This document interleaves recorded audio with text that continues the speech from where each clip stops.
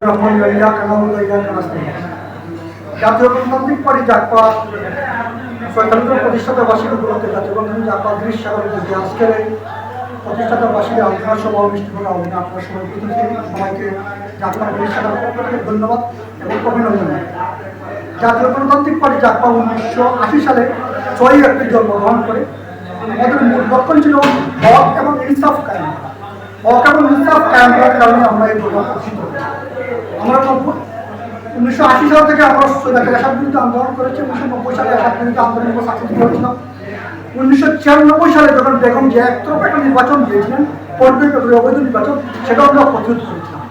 তার পরবর্তী 2006 সাল থেকে 2001 যে আন্দোলনে আমাদের অন্যতম বিরোধী ছিল এবং 2009 থেকে 2024 পর্যন্ত বেগম শেখ হাসিনার বিরুদ্ধে আন্দোলন করেছিলাম এবং বেগম জিয়াকে মুক্ত করার জন্য সর্বপ্রথম 30 সালে জাকপা আমরা প্রতিবাদ সভা করেছিলাম বিএনপি দলীয় কার্যালয়ে। এটা ছিল আমাদের প্রথম অভিযান।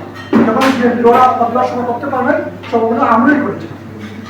আমাদের মূল লক্ষ্য হল হক এবং ইনসাফ কায়েম। আমরা দেখেছি 1994 সাল থেকে যে ধারাবাহিকতা আন্দোলন এর পরে হয়, কিন্তু প্রত্যেকটা আন্দোলন সাকসেসফুল হয়েছে, কিন্তু ব্যর্থ হয়েছে আমরা রাষ্ট্র পরিচালনা করি। আমরা যে জুলাই আন্দোলনটা শুরু করেছে ছাত্র জনতা, যার প্রতিশ্রুতিতে আমরা শেখ হাসিনাকে পছন্দ করছিলাম, কিন্তু আমাদের আফসোস শুধু একটাই, আমরা জুলাই সনদ বাস্তব করতে পারি না।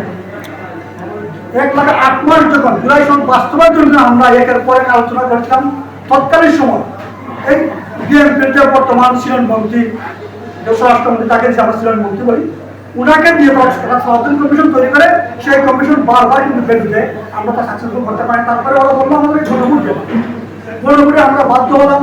দেশের জনগণের গণভোটে 70% ভোট দিল যে গণভোটকে বিজয় করবো, কিন্তু আমাদের দুঃখের সাথে করতে হয় সেই গণভোটটাও কিন্তু আমরা বাস্তব করতে পারতেছি একমাত্র। আজ আমি বিএনপিকে বলতে চাই, আপনাদের সাথে আমাদের দীর্ঘদিনের সঙ্গে 1980 সাল থেকে জাতীয় গণতান্ত্রিক পার্টি জাকপা আপনাদের ধারাবাহিকতায় একের পর আন্দোলন করেছে, আপনাদের সাথে আমরা ছিলাম এবং সেটাতে শেখ হাসিনা প্রথমে আন্দোলনে আমাদের অন্যতম প্রধান ছিল এবং আমার নেতা শহীদুল আলম প্রধান 2012 সালে কারাগারে বন্দী হয়েছিলেন বিএনপি দলীয় কার্যালয়ের সামনে থেকে 6 মাস ধরে কারাগারে রেখেছিল। আমাদের অনেক নেতা কর্মীরা সেই সময় কারাগারে বন্দী হয়েছিল। 2014 সালে 5 জানুয়ারির একটা অবৈধ নির্বাচন শেখ হাসিনা দিয়েছিল, সেই নির্বাচনে কিন্তু আমাদের যুবক এক নেতা মাসিক গ্রাম পুলিশের গুলিতে জীবন দিতে হয়েছিল। অনেকে আমরা আন্দোলন স্বীকার করেছি, কিন্তু বিএনপির সাথে আমাদের ধারাবাহিকতা আন্দোলন আমাদের অতীতে ছিল, কিন্তু আজ সেই বিএনপি ক্ষমতায় গেছে তার সব ভুলে গেছে। ওরা কেন ইলেকশন বাস্তব করতে চান এটা জানি না। ওরা কি চায় বাংলাদেশে আবার কি ফেস্টিভ্যাল করবো? ওরা কি চায় আবারও বাংলাদেশের স্বৈরাচার করবো? ওরা কি চায় আবারই বাংলাদেশে শেখ মুজিবের মতো 1973 যে একটা নির্বাচন সেরকম নির্বাচন হোক?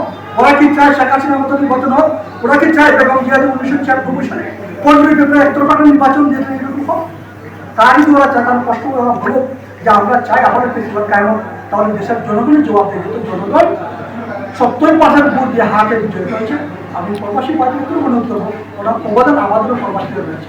সর্বপ্রথম কিন্তু আমরা আরব ইসলাম থেকে বিদ্রোহী ঘোষণা করেছিলাম প্রবাসীরা, অনেক প্রবাসীরা কারাগারে বন্দী হয়েছে, অনেকে কিন্তু আপনার লিগাল পারমিট তা বাতিল করে দেশে যেতে হয়েছে, কিন্তু সেই প্রবাসীদের বাংলাদেশ চলে। কিন্তু সেই প্রবাসীদের দাবি যদি এই সরকার মেনে নিতে, তাহলে জুলাই যে বিপ্লব, জুলাই যে সনদ, জুলাইয়ের যে ধারাবাহিকতা অব্যাহত রাখতে হবে।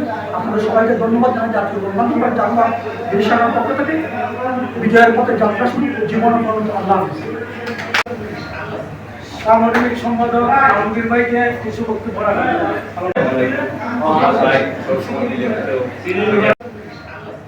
সাংগঠনিক সম্পাদক